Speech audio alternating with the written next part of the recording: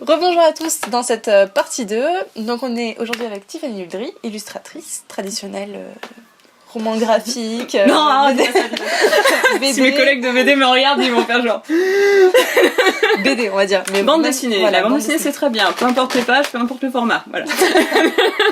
Du coup, dans la précédente vidéo, je vous mets le lien là ou dans la description, on parlait plutôt de nos études en fait, parce qu'on a fait la même école, Émile Coll, à Lyon, et du coup dans cette vidéo là, je voulais plus qu'on parle du métier vraiment d'illustrateur et de BD, parce que du coup tu travailles dans une librairie comme tu me disais, et donc tu es au contact des auteurs un petit peu, j'imagine, et tu vois comment ça se passe, les clients ce qu'ils aiment bien, ce qu'ils aiment. Oui.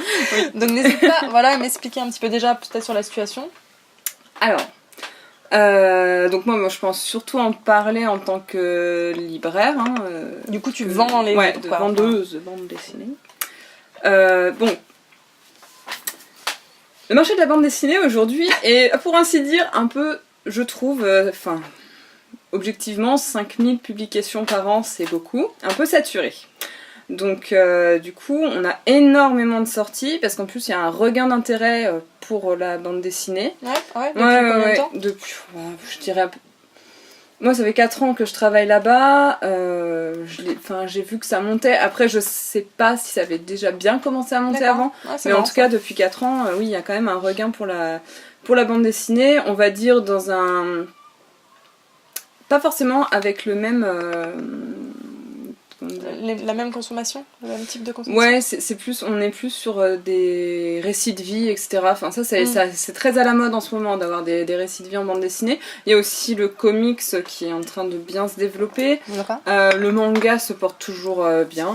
Voilà. Et la BD peut-être traditionnelle, type les Tintins, ou c'est comme ça, j'imagine que ça c'est... alors nous ça marche toujours. Après, je suis dans une librairie qui fait de l'occasion, donc du coup les gens viennent acheter leurs classiques en occasion pour les payer un peu moins cher, je pense. Et il y a énormément de rééditions d'ouvrages de bande dessinée classiques. D'accord. Ce qui nous rend un peu fou, parce que du coup on a les anciennes éditions et les nouvelles éditions et les rééditions de nouvelles éditions.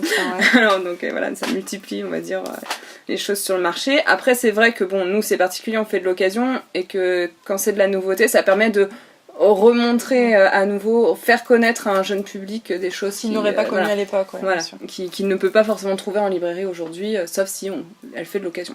Je fais un petit parallèle avec le jeu vidéo, mais en fait on a exactement la même chose en jeu vidéo. Il y a beaucoup de jeux qui sont sortis sur PS1 ou ce genre de trucs, et clairement les gens font des rééditions de ces jeux-là, alors c'est même pas des remasters, donc ils refont pas le jeu, c'est vraiment ils le ressortent tel quel en fait. Parce qu'actuellement on peut plus y jouer en fait à ces jeux-là, parce qu'on n'a pas les consoles, on n'a pas les bons trucs, ils te les reportent en fait. D'accord. Donc nous on a la contrainte technique en plus, parce que vous une BD c'est une BD, tu vois, enfin t'as pas...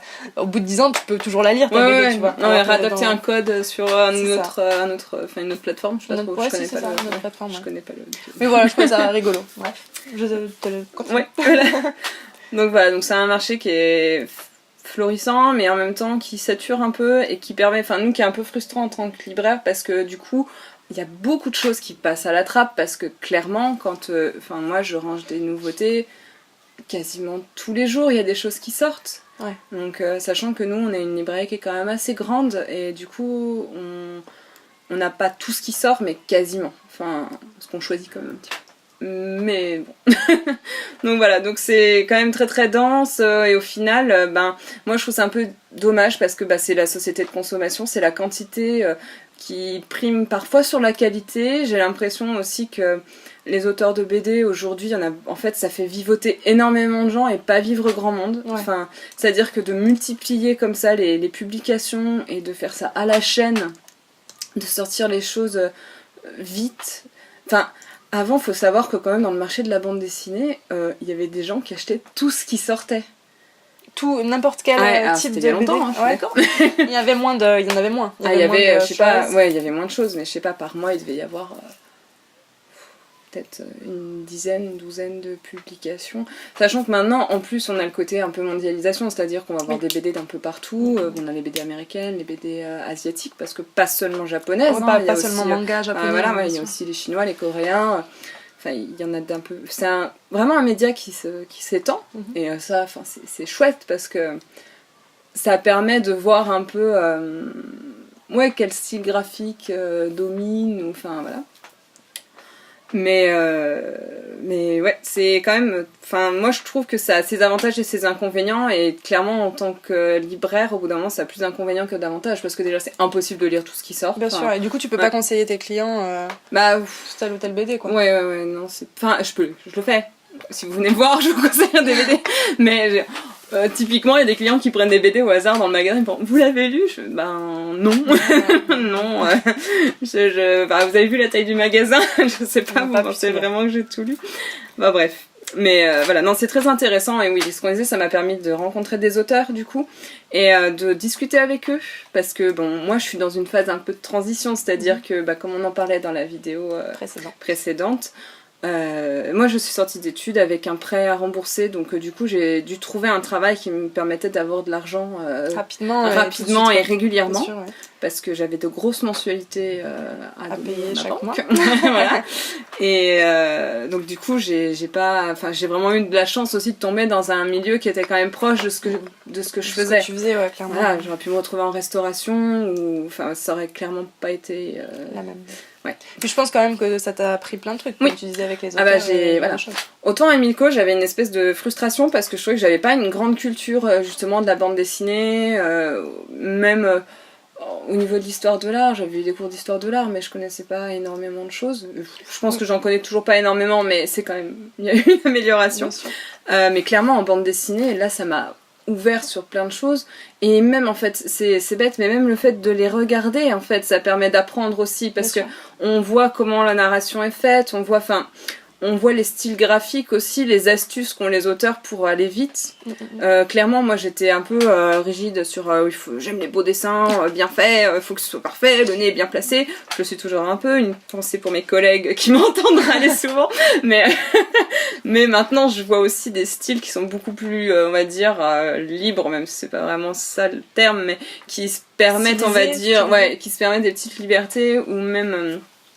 de justement se dire bon ça c'est pas un détail important dans le dessin, c'est pas clairement pas ce qui narrativement est important, donc je vais pas y passer beaucoup de temps et je vais concentrer ça sur la sensibilité que je mets dans l'expression du personnage, ou enfin voilà. Et du coup ça m'a vraiment ouvert aussi à d'autres styles, comment dire, d'autres formes de récits, parce que moi j'étais très peut-être plutôt récit d'aventure, très 19e, tout ça, et là je me suis mis à lire des choses complètement différentes.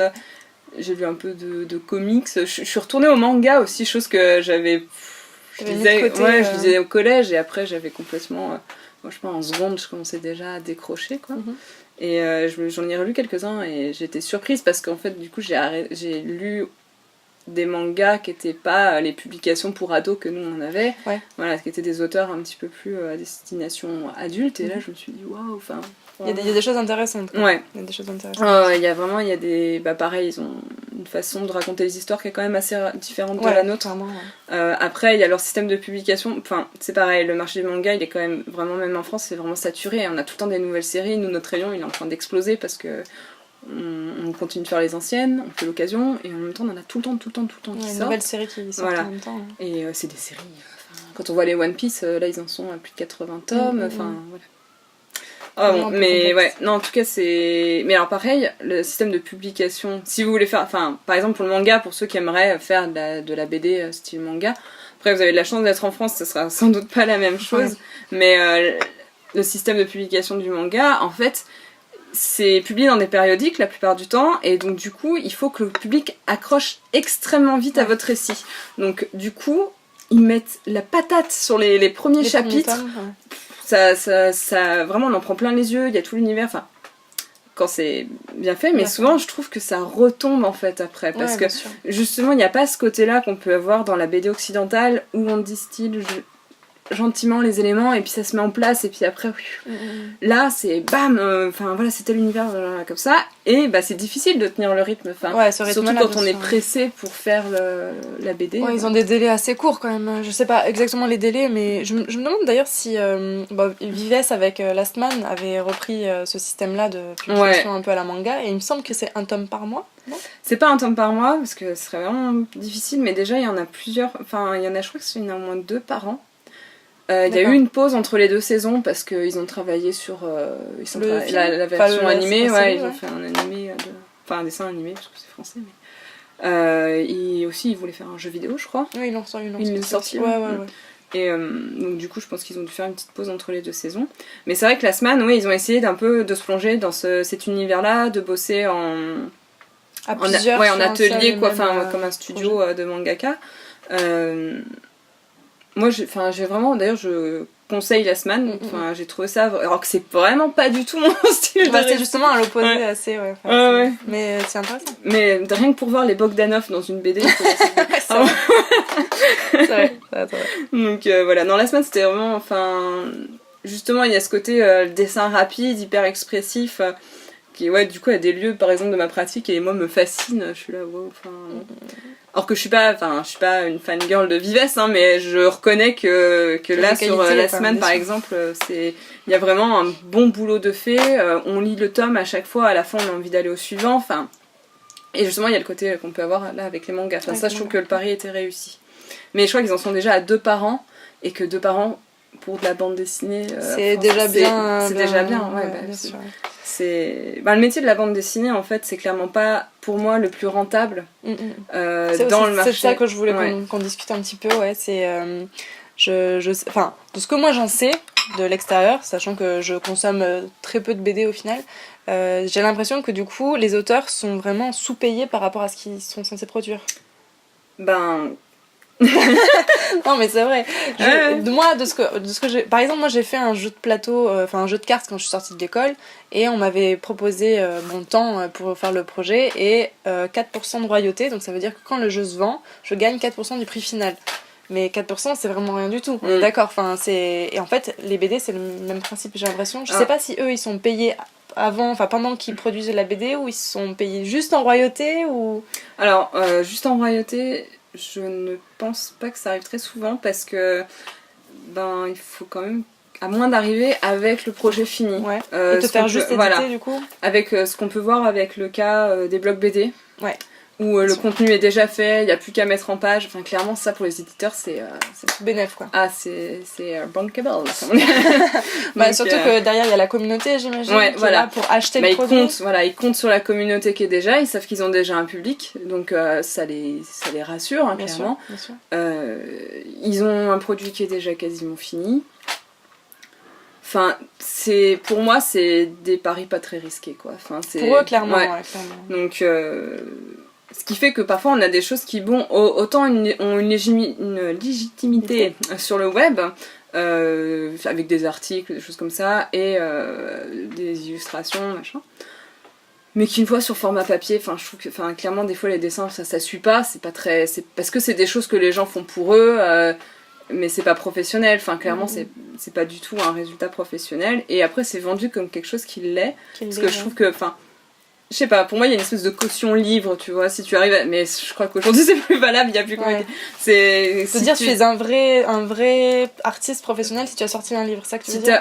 En fait, le fait d'avoir un livre qui est dans la grande distribution, pour moi c'est quand même, à une époque en tout cas, ça signifiait quelque chose, fallait réussir à te faire éditer, maintenant on peut se faire éditer très facilement, c'est plus les mêmes règles en fait. C'est ça, c'est plus les mêmes règles en fait, je pense. Mais du coup, moi je suis assez frustrée par ce système de blog BD et j'ai rien contre les auteurs de blog BD, vraiment. Mais c'est juste que j'ai vu parfois des ouvrages où clairement je me dis, mais autant sur un blog qu'on va voir de temps en temps parce qu'on est dans le petit nid de la personne en fait. C'est comme. Ok, mais là d'avoir le bouquin avec. En papier. Ouais, je sais pas, je trouve. Je suis pas du tout persuadée quoi. Et je me demandais justement si ces personnes-là qui sortaient leur blog BD justement avec du coup qui sont payées seulement en royauté, est-ce que justement ces personnes-là peuvent en vivre ? Parce que j'ai vraiment l'impression que la plupart des auteurs de BD n'en vivent pas en fait. Même s'ils sont connus, j'ai l'impression vraiment qu'ils n'en vivent pas, sauf si tu t'appelles Manu Larsonnet ou... Alors... oui, donc on va revenir. Donc pour les blogs BD, je pense que c'est pas ça qui va les faire vivre clairement parce que même s'ils vendent bien leurs livres, ça va leur apporter de l'argent, mais c'est clairement pas là-dessus que va se faire leur business en fait, parce que ça va durer un temps et puis après il faudra passer à autre chose. Il faudra sortir un nouveau. Donc soit ça va être comme Boulet par exemple qui sort fréquemment les archives de son blog Papier. En papier, ouais. Donc là, c'est un revenu qui est un peu régulier, mais des fois, il y a des gens qui parlent d'un certain sujet et au final, je pense qu'au bout d'un moment, ils en ont fait le tour aussi. Enfin, il faut passer à autre chose. Après, mais ça peut leur aider, par exemple, à se faire une légitimité sur des salons pour se faire voir, faire connaître leur blog. Enfin, ça peut être une porte ouverte sur autre chose. Mais alors, pour en revenir aux auteurs de BD, on va dire, dits plus classiques. Bon, généralement, on est payé à la planche. J'espère que je dis pas de bêtises, hein, parce que moi je n'ai pas encore publié de bande dessinée, donc j'ai pas encore eu de contrat sous les yeux ou quoi que ce soit. Mais en tout cas, j'ai des amis qui le font, et généralement c'est à la planche. Après, c'est à vous de négocier en fait avec l'éditeur combien on est payé par planche. Sachant que, faut savoir déjà si c'est vous qui faites la couleur et le dessin. Déjà ça varie le prix, parce que sinon il faut engager un coloriste, donc forcément le prix déjà est divisé par deux en général. Faut savoir aussi en combien de temps on l'a fait. Je pense que les histoires de délai doivent jouer un petit peu, parce que quand on a des délais serrés, on peut exiger à se faire payer plus cher. Bien sûr, ouais. Et il y a la technique aussi, enfin voilà, ouais, la technique, enfin après, à part si on a un nom, on se fait pas payer de la même façon pour un dessin à la Guy Delisle, et j'espère, hein, après je me trompe peut-être, mais un dessin à la Guy Delisle qui est en ligne claire, noir et blanc, assez simple, enfin simple, ça veut pas dire que c'est moins bien, hein, mais c'est plus, on va dire, c'est beaucoup plus rapide en termes d'exécution. Que un dessin, je sais pas, à la Smooja, où c'est des planches peintes, c'est des peintures, ces planches, enfin voilà. Donc ça joue. Après en général, donc c'est à la planche. Après il peut y avoir, je pense, des avaloirs sur droit d'auteur, comme il y en a pour l'édition de façon générale, donc comme tu as eu avec ton jeu, comme moi j'ai eu avec mon livre. C'est vrai que les... Donc explique peut-être le système. Ouais. Alors l'avaloir en fait... vous avez le droit à un acompte en fait sur les droits d'auteur que vont générer votre livre une fois à la vente. Donc par exemple, moi aussi j'avais des droits d'auteur de 4% sur un livre vendu à 10 €, ce qui me fait 40 centimes par livre. donc voilà. Et du coup j'ai eu un avaloir, on va parler clairement, j'ai eu un avaloir de 1500 € pour 3 mois de travail. Donc voilà, on te donne 1500 € pour que tu produises ton livre en 3 mois. Sachant que je faisais le dessin et le texte. Dessin et texte. Pas le graphisme, parce que c'était... donc agencer les dessins au bon endroit, enfin voilà. Voilà. Okay. Donc déjà, faut se dire qu'on a 3 mois de boulot. Et t'étais t'étais pas à temps plein du coup, mais dans les faits, il aurait fallu que tu sois à temps plein, quoi. Ouais, dans les faits, oui, il aurait fallu, oui. Donc voilà, déjà de base, 1500 € pour 3 mois à temps plein, c'est sous-payé. Enfin, on peut pas vivre, enfin c'est compliqué de vivre dans ces conditions-là. Ou alors dans ce cas-là, faut vraiment éviter... Et encore quoi. Et encore parents, hein, bon. Si les gens habitent chez leurs parents, ça marche. Mais bon.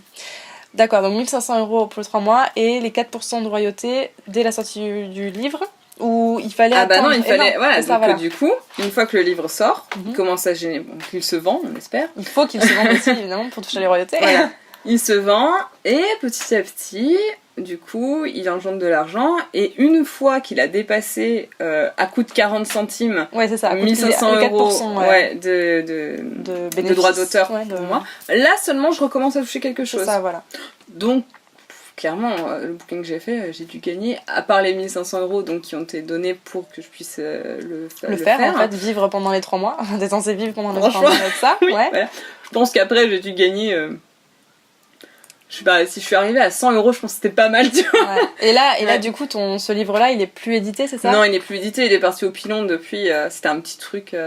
Donc du coup, finalement, voilà, tu ne gagneras... En fait, parce que moi, souvent, ce que je me dis, c'est si jamais je sors un produit, une BD ou quelque chose, je me dis, derrière, j'aurai de l'argent qui tombera chaque mois, enfin, chaque année ou chaque mois.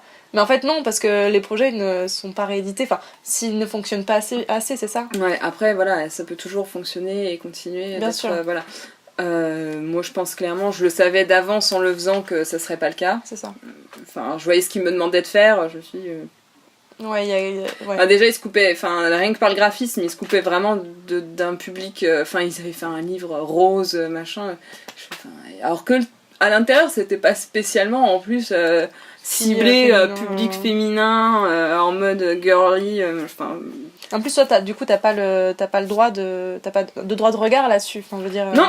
Non, c'est ça qui a été dur. D'ailleurs, quand on est illustrateur, même si c'est compliqué parce qu'en fait, on a son nom sur le projet clairement, donc il faut se détacher quand même parce que oui, on sait pas vraiment.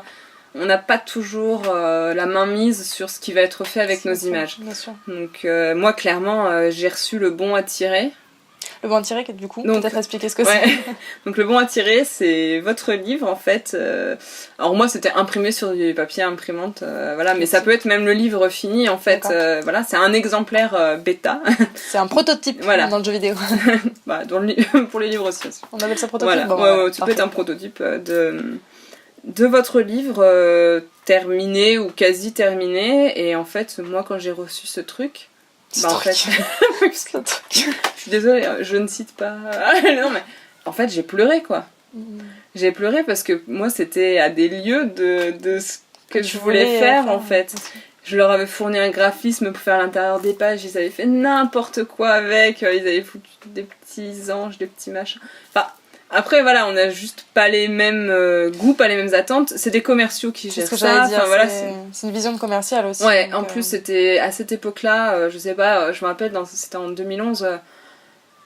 Il y avait plein de livres roses qui étaient sortis. Mais vraiment, et ils m'ont dit, oui, non, mais le rose cette année. Alors que moi, j'avais demandé à ne pas avoir une couverture rose. Je voulais pas ça. Je fais pas, c'est pas mon truc. J'ai rien contre les gens qui font des livres roses, mais moi. Ça correspond pas à ce ton univers, quoi, bien sûr. Bah, clairement, en plus, même le sujet, il était. À l'intérieur, c'était mixte, quoi. C'était pas. Non, mais c'est juste qu'ils se sont dit, ce genre de livre doit sûrement. Enfin, ils ont sûrement des datas, des analyses, putain, je vais pas y arriver.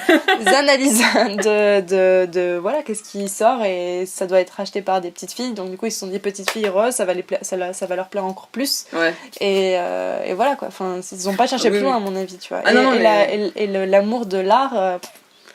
Ah oui, non, c'est surtout vendre un maximum. Ça tamponne le coquillard, comme on dit. Bon, mais donc voilà, donc en tout cas, bon, je sais que ça a été une déception. Après, on s'en remet, hein. Je suis quand même allée le dédicacer, ce livre, j'en ai vendu, voilà. Et j'étais contente des retours que j'avais dessus. C'était un livre de technique de dessin, j'avais même des gens qui m'envoyaient les dessins qu'ils avaient fait avec. Donc ça, c'était super gratifiant. Et je regrette pas du tout de l'avoir fait. Et genre, enfin. Je suis contente qu'ils aient fait appel à moi, donc c'est pas le souci. Mais après voilà, ça fait partie, ça fait partie du jeu en fait. Il y a des déceptions, on découvre le marché aussi. Donc voilà, et donc, pour en revenir aussi aux auteurs que j'ai pu rencontrer, ça je le dis aussi pour les gens qui débutent le dessin et qui aimeraient en faire leur métier plus tard. En fait, ça se fait pas en un jour quoi. Moi j'ai vu différents auteurs qui m'ont dit.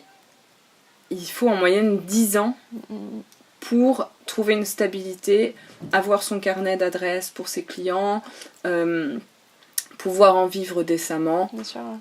Et ça ne veut pas dire qu'après c'est facile, hein, parce qu'il faut quand même le maintenir, tout ça. Mais il ne faut pas désespérer en fait. Moi clairement, ça fait 6 ans, ça fait 7 ans, toi ça fait 6 ans que tu es sortie de l'école ? Ça fait 7 ans. 7 ans ? Non. Non, dis pas ça parce 5 ans. 5 ans. Oui, donc voilà, ça fait 6 ans que je suis sortie de l'école. Je suis en train de dire. Ça passe beaucoup trop vite. Voilà, c'est ça. J'ai plus que 3 ans pour réussir à ça. Je pourrais parler en dizaines. Alors. Donc, oui, en fait, je pense qu'il faut pas se lancer corps et âme. Enfin, c'est pas une course, c'est plus une course d'endurance. Voilà, c'est plus de l'endurance et il faut savoir placer ses pions petit à petit, savoir vers quoi on veut aller. Et c'est aussi, et c'est pas une histoire seulement de dessin aussi, c'est pas que de la technique, c'est aussi plein d'autres domaines, c'est ça ? Non. Ouais, moi je sais que j'ai mon papa, une fois, qui m'avait dit mais tu sais Tiffany, des Tiffany Uldry, il y en a des tas en fait. Enfin, des personnes qui dessinent comme toi, qui ont un univers. Il y en a des tas. Par contre, des Tiffany qui vont faire le déplacement pour aller à telle expo, ça, il y en a déjà beaucoup moins. Et c'est ça qui va faire la différence. C'est le fait de s'investir, de travailler en amont évidemment. Et d'aller créer du contact. Vraiment pour moi c'est quelque chose qui est essentiel dans le milieu, on va dire artistique, même si c'est pas vraiment le terme, mais dans le milieu culturel en fait. Il faut créer du contact, il faut être un minimum visible. Moi je suis pas très douée pour ça, mais j'essaie de travailler dessus. C'est pas facile Non. parce que on nous apprend pas à faire ça en fait à l'école non plus. Non. Il faut l'apprendre soi-même, disons que vous avez beau dessiner magnifiquement bien, vous êtes le nouveau Michel-Ange, mais si personne tombe sur votre travail, au final il y a personne qui pourra vous engager en fait. Donc il faut aussi apprendre à se mettre en avant sans pour autant ne faire que ça et ne pas dessiner non plus, ne pas produire. Voilà. C'est comme tout en fait, il faut un juste milieu, de toute façon c'est... Ça, mais ça on y va à tâtons. Hein. On apprend petit à petit j'imagine. C'est pour ça aussi que ça met 10 ans, j'imagine. Ouais. Bon, après ça peut mettre moins, je pense que déjà il y a une grande différence entre les gens qui sortent de leurs études en n'ayant plus que pratiquer, quoi. Ils ont plus qu'à pratiquer parce que les études c'est derrière, et ceux qui arrivent avec déjà un prêt à régler, ils démarrent leur vie active avec un prêt à rembourser. C'est pas les mêmes règles du jeu, du coup, moi je le vois. Après, on n'avance pas tous à la même vitesse. Il y a aussi des gens qui n'auront pas du tout de prêt à régler et qui finalement, au bout de 2-3 ans, laisseront tomber et passeront à autre chose, parce que la vie est ainsi faite, voilà. Mais faut juste pas baisser les bras, pour moi, il faut juste savoir où on va. C'est-à-dire, il faut garder un objectif. Voilà, un objectif, après accepter de faire des détours, parce que encore une fois, la vie est ainsi faite, et qu'on peut pas toujours aller là où on veut, quand on veut, mais par contre, du moment qu'on veut y aller, on finira par y arriver du moment qu'on y met l'énergie. En tout cas, il faut se dire ça, parce qu'au pire, on tombera à côté, mais au moins, on sera pas loin. C'est ça. D'ailleurs, je pense que je vais vous faire un podcast bientôt sur ce sujet-là, sur l'objectif et les petits... Moi, j'appelle ça les petits pas, tu vois. Ouais. Les petits pas, le fait de faire petites actions par petites actions, aller vers cet objectif-là, un gros objectif, un objectif de vie, finalement, même, que ce soit de carrière ou personnel. Mais je pense que c'est important, en tout cas, de en fait, ça. Ouais. La quête, c'est bien, mais ce qui est intéressant dans la quête, c'est le chemin qui est emprunté. Voilà, donc du coup, il faut vraiment... Et il y a un truc qui est très important, je pense, c'est la satisfaction d'accomplir quelque chose, en fait. Donc il faut vous mettre des petits objectifs qui vous permettent d'aller au grand. Bon, c'est ce que je pense que tu expliqueras. Et moi, je sais, un truc qui marche très bien avec moi, c'est de cocher en me disant, ça, je l'ai fait. Et ça motive pour continuer.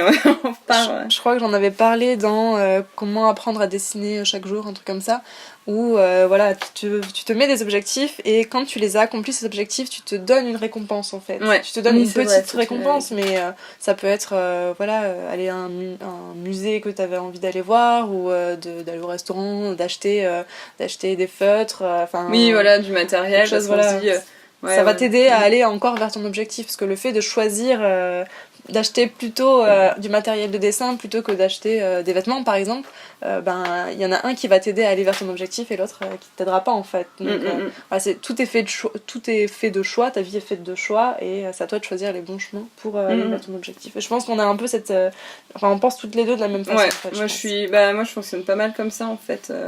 J'ai besoin de me dire alors je vais faire ce contrat là, du coup je vais gagner tant, ça je le mets de côté, et puis avec par exemple je vais m'acheter dernièrement cette année c'était de m'acheter un bureau pour vraiment pouvoir travailler, d'avoir un bon et travail. C'est quelque chose qui est quand même moi j'aime bien avoir des choses qui sont en rapport avec l'objectif final, mais de créer un environnement, on va dire, confortable et optimisé pour pouvoir produire ton activité, et continuer d'avancer petit à petit. Bon, ça sera le conseil du jour, je pense. Voilà. Ça sera le conseil petit du à jour. petit, l'oiseau fait son nid. Voilà, c'est ça. Dans tous les cas, moi je vous mets le site de Tiffany Uldry dans la description, et puis je vais essayer de vous mettre un lien si je peux. Et puis moi je vous dis à la prochaine fois en vidéo, sur les articles sur lecarnetdigital.com ou sur les podcasts sur la chaîne. Voilà. Allez, à la prochaine fois.